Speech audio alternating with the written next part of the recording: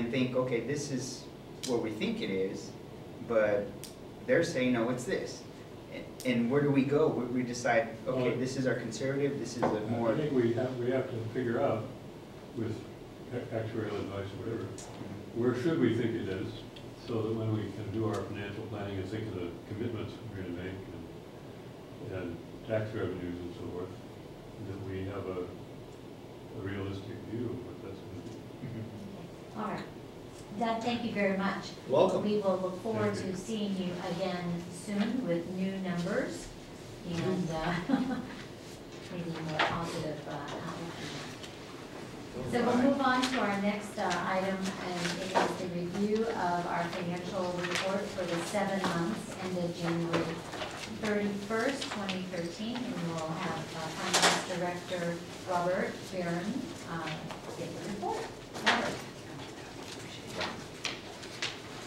Good afternoon.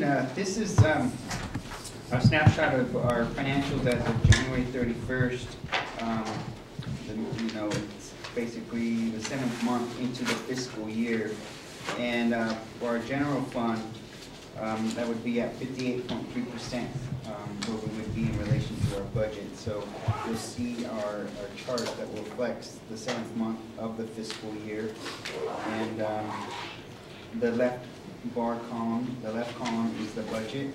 The middle column is where we are based on our budget, what with that percentage of budget. See you all soon. Thank you, Doug. Hopefully, a little good news to go on with that. Take care. And on the right column is our actual. So if you were just comparing the bar chart on the revenue, our actual is almost at 58.3%. Now, I just want to let you know that as of January, there was a time where we were still receiving our first increments of our revenues, which would be our secured property tax, our BLF triple flips, our triple flip swaps at that time. So our general fund was at 54%, meaning we had reported 5.5 million revenues was our budgeted amount. And if we go to the report, I can go down the actual column. So our total property taxes was 3.5 million, and which is 51% of our budget. So we were right almost at the 58% budget at this time, or reflective of what our budget percentage would be. Majority of our revenue that we had received was our secured, which is at 2.6 million. Our unsecured came in at 306 million. We had a budget of 278. So that was a 12.3% increase over last year, percentage change. So, and in reviewing this going through, the county had given us some projections in December of what our projections would be for our revenue. So it's basically about 9.5% is what we have right now on our secured property taxes. But as a whole, we were projected to receive $418,000 more in property tax revenue this coming year. Now, as we get into more of our mid-year and finalizing, you'll want to let you know that we will probably be on track to receive that estimate plus some more revenue as far as our general fund. So as a percentage, we're at our total revenue for the general fund was at 54%. So we're at 5.5 million, and our budget for the year is 10.2 million. I want to also point out that our ERAF is also one of the amounts that we're projected to receive. We haven't received that yet. We hadn't received it, but we are projected to receive about about 800,000. So about 200,000 more. If you look at the ERAF, the amount was our budget is 695,000 on the total property taxes. we received about 892,000 in February. What's your, It's an education revenue augmentation fund. Education Revenue Augmentation Fund. And Sacramento keeps threatening to take that away. There's only a couple of counties that actually give it back to cities. And the reason we get it back so regularly is because our education is funded so nicely. All of the schools here in San Mateo County is funded so nicely, and so, I mean, overfunded in most cases. And so then that augmentation fund gets refunded back to the jurisdictions, and it fluctuates every year. Did I understand that correctly? The assessed valuation of properties in the area Are is so- sufficient to meet the Prop 98 requirements for school funding. Mhm. So the difference between those two is returned to the local municipality. Yeah, it's a benefit that we do get, but at any time Sacramento's gonna take it away from us, so they're always telling us at that League of Cities conference I go to. And it's more than what we got last year. Yes. In last year, we received 718,000. Well, that was the actual, the total. And we're expected to, in actuality, probably like 180,000, almost 200,000 more. Okay. We'll see that. And I think that's just a reflection too of the backfill of the education. And obviously we don't, with the new passage of the laws, with the increase in sales, with the taxes. Prop 1A? Yeah, that passed with this past election. We might start seeing. Prop 1A. Not when it was Prop the 30. Prop 30. Is it Prop 30? Was it Prop 38? Prop 30? The sales tax. The whole governor's initiative. Prop 30. Yeah. Yeah, sorry. So that might show some changes this coming year. So our property taxes are, for this year, we should probably be between about 418,000 more to about maybe almost 500,000 more. It just depends. Basically, usually when we receive our half installment, our first installment,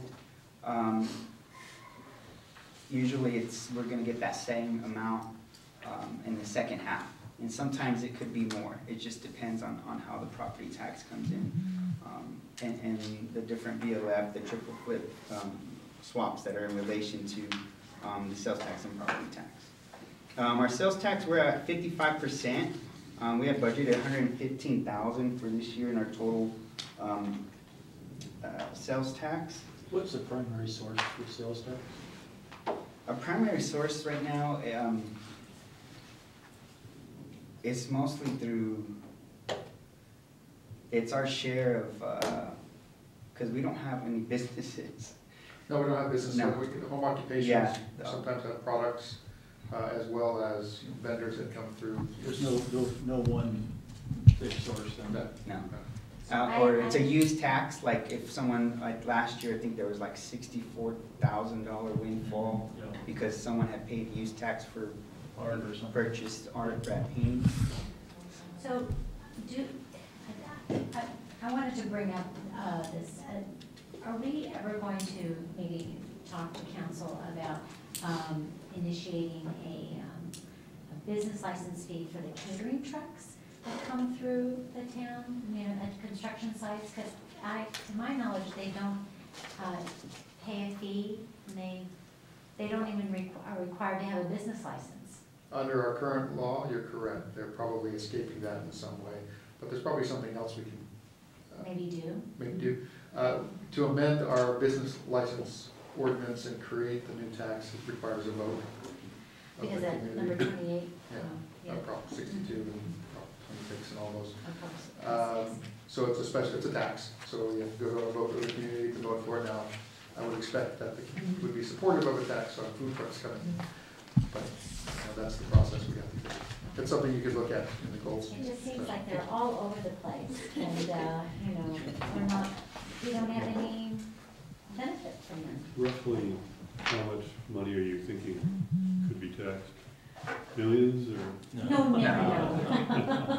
But wouldn't the business licenses be tied to the county or whatever their location where they actually live? No, their business license would be tied to where they're operating, so if they're coming in and parking and selling, in order to operate in town, they have to get a business license. It's like a tree contractor coming in to trim a tree and cut a tree on the property, they're required to get a business license before they can get the town permit.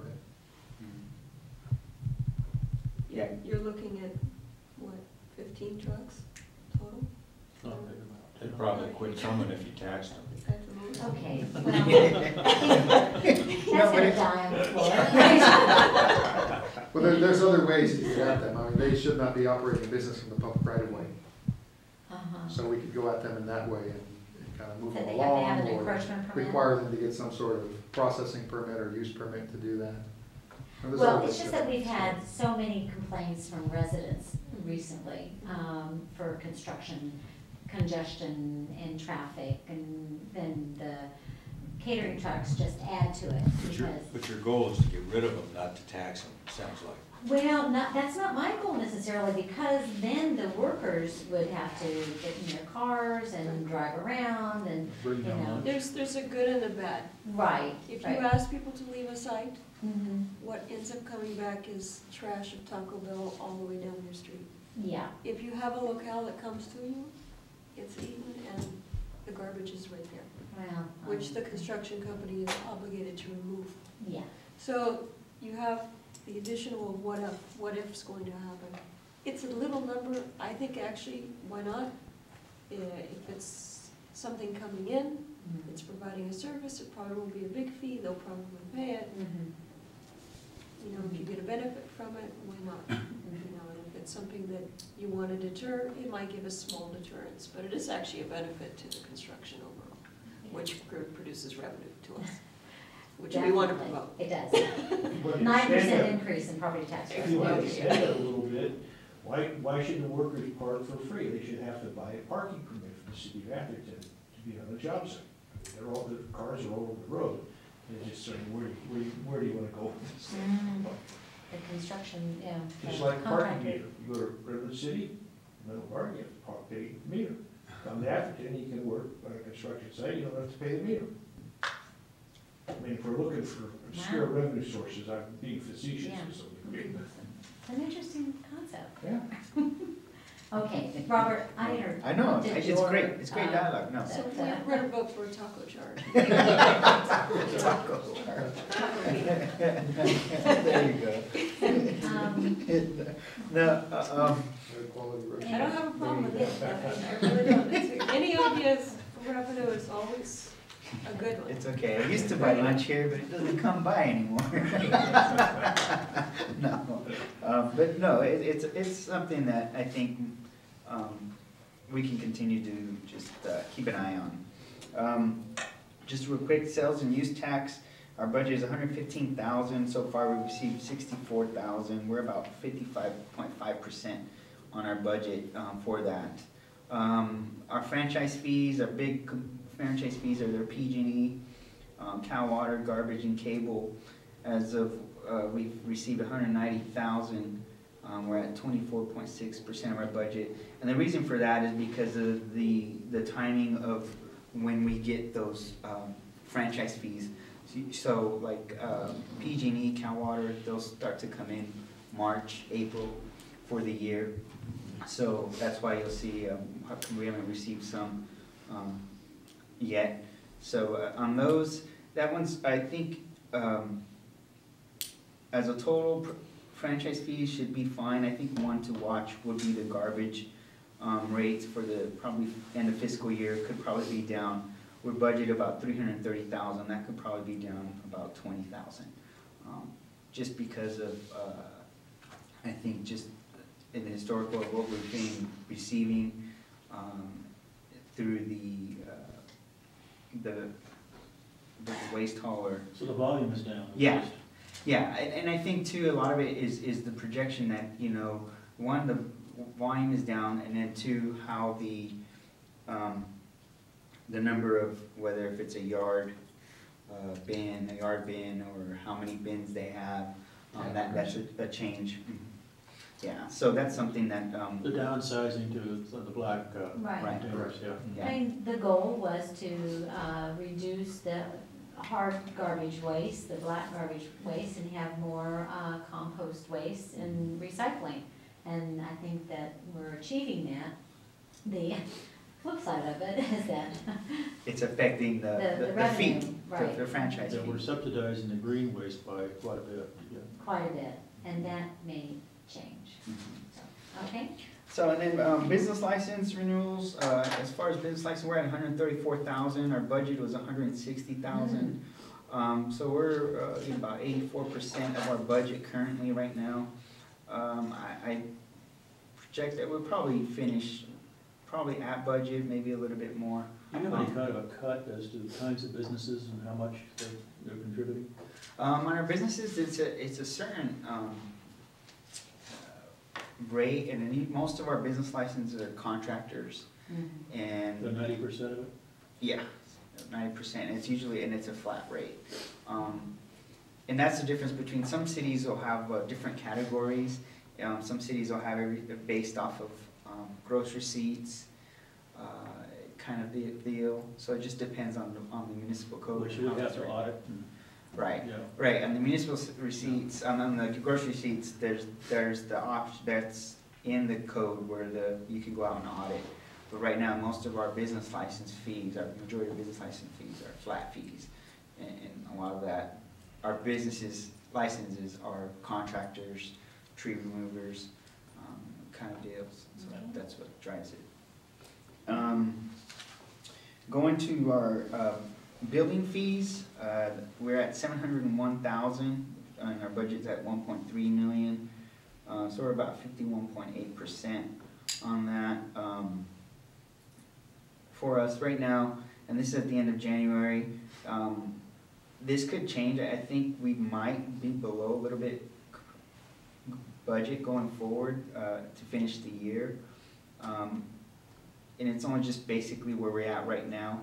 But, you know, it's March, it's building season's coming up, or it's here, but I think it you know, that can change with the way permits are being taken out, plan check fees, you know, people gearing up for maybe the summer construction months. So that will kind of, that one's a, you know, cyclical thing. But I think, you know, being at 51%, you know, it's kind of, we're close. Yeah. So, everything else on our zoning and planning fees, we're at 134,000. We're about 80% on that for the total for the planning fees. I hit my phone, sorry. Going forward, I guess our general fund expenditures, if you look at it as a whole, our total as of January 31st was 6 million, and our budget for expenditures is 10.8 million. So we're about 55.2% of budget, which would be at 58% at this point in time. So we're right in line with budget, and that's something that we're continuing to monitor with our expenditures with our different departments. As a whole, I think with our increase in our business life, our property taxes, and some with our property taxes, with our increase in our property taxes and some one-time revenues coming in, I think projected, you know, pretty good as far as to finish with a healthy fund balance. Right now, just because we're at 150,000 net change in fund balance as of January 31st. And again, if we add in the portion of maybe of the ERAF that hasn't shown up here at this time, we're close to about 800,000 right now at this point.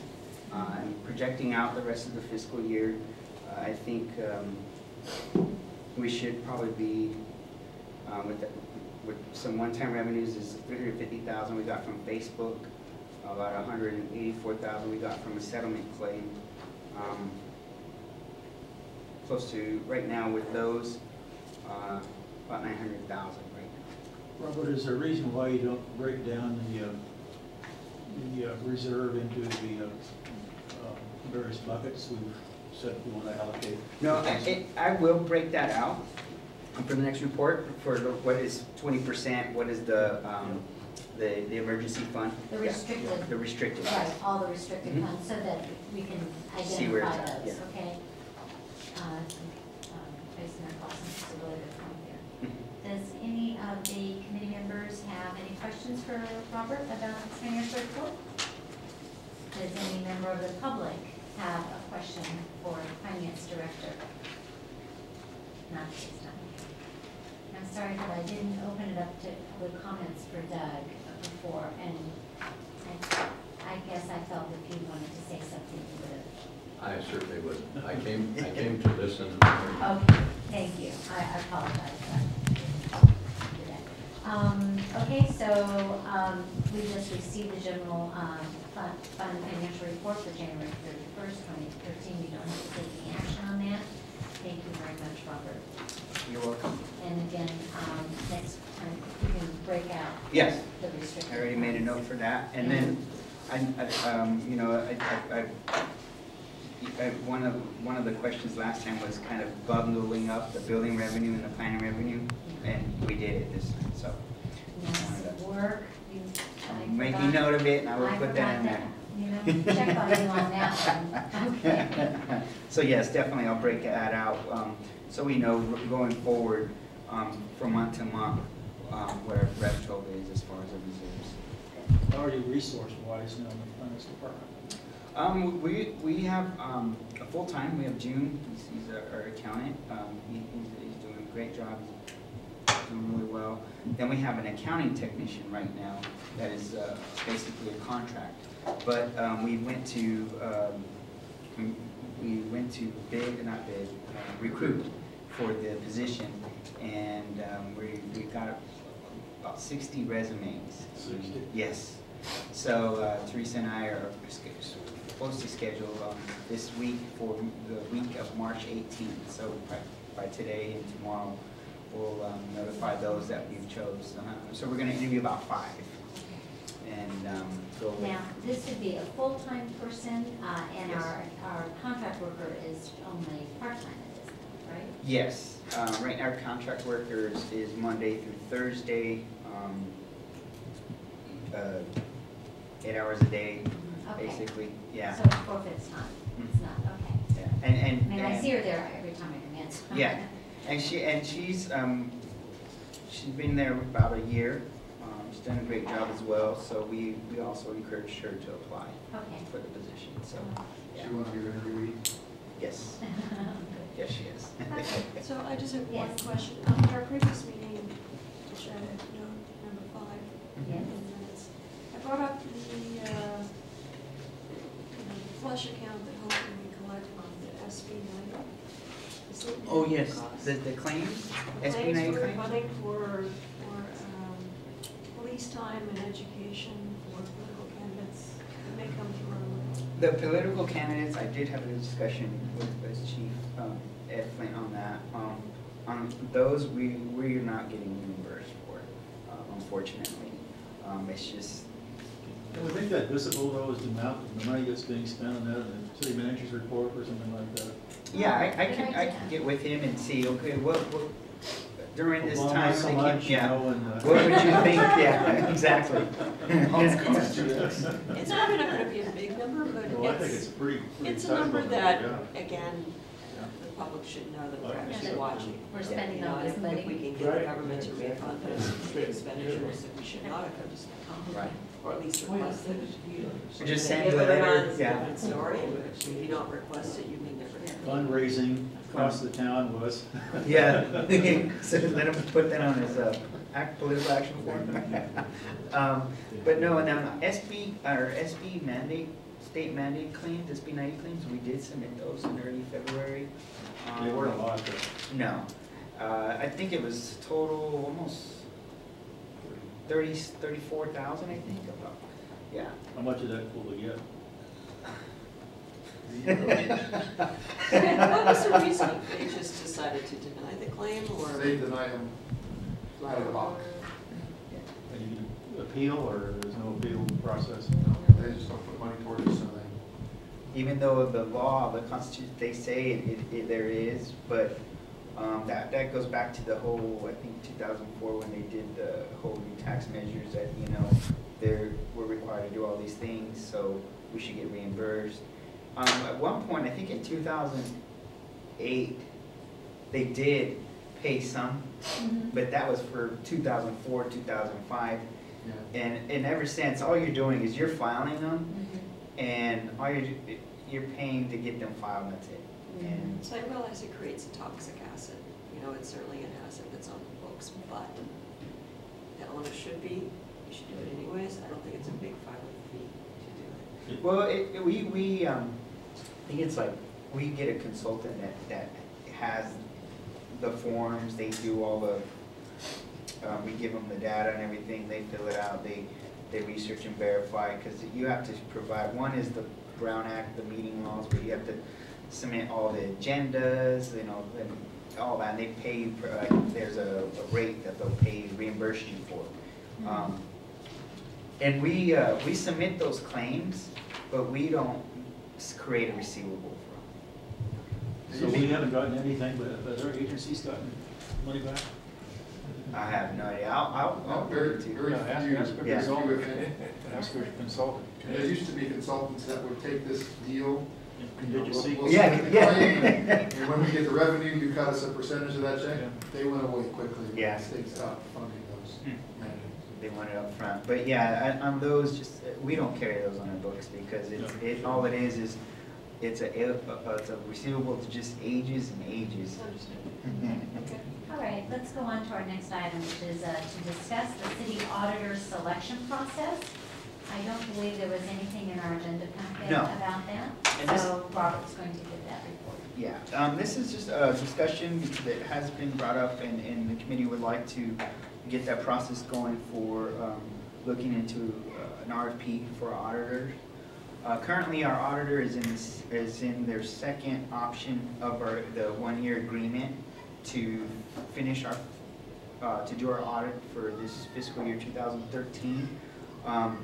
They're gonna finish this, and we're gonna create a RFP, and we've already received one from you as far as it's the Trying Day and Company to send an RFP. We're gonna encourage and go out and have others come in and submit an RFP, but we're gonna get that process going, and that would be to begin for the 13-14 fiscal year.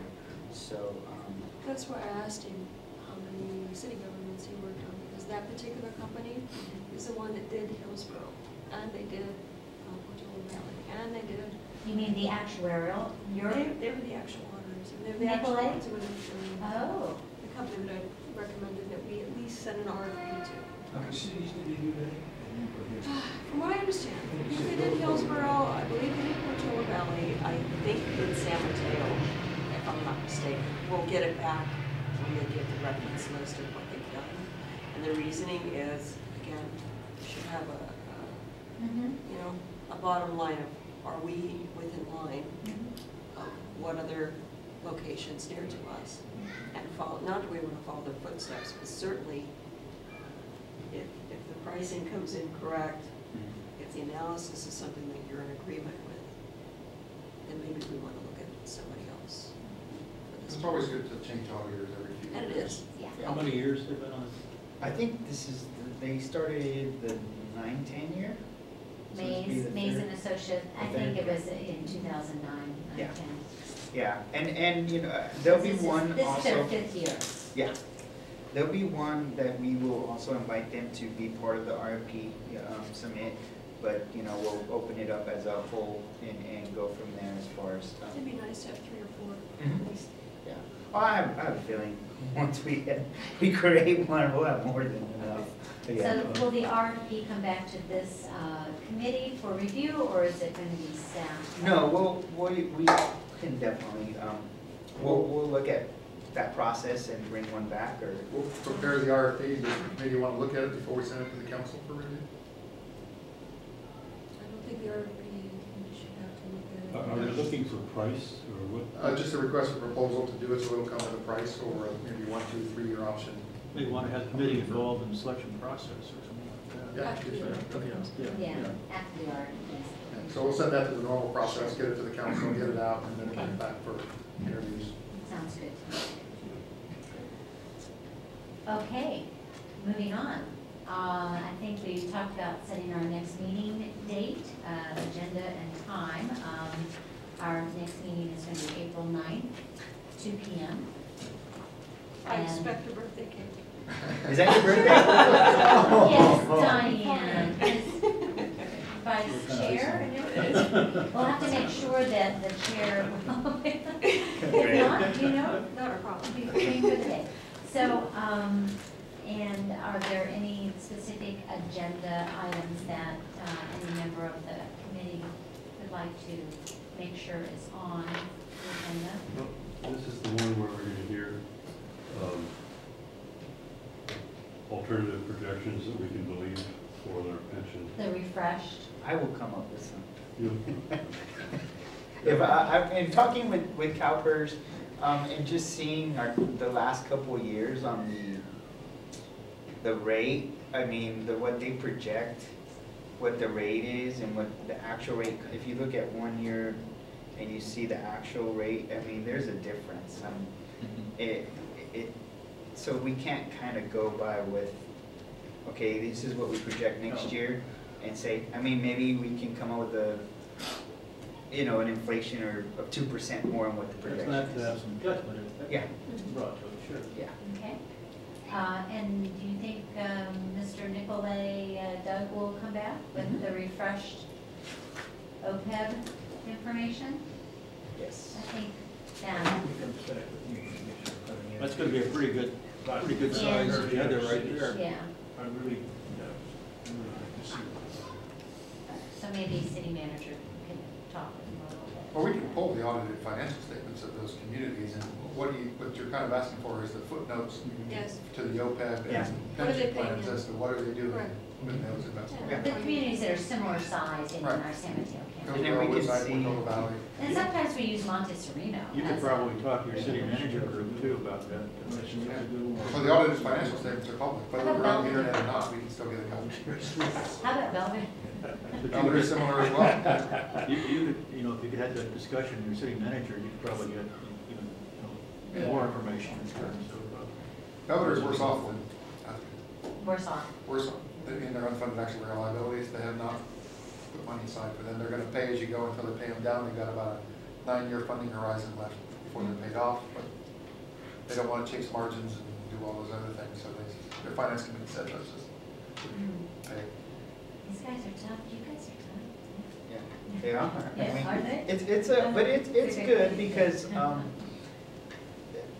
majority of the municipalities are out there, it's more as, okay, that's down the road.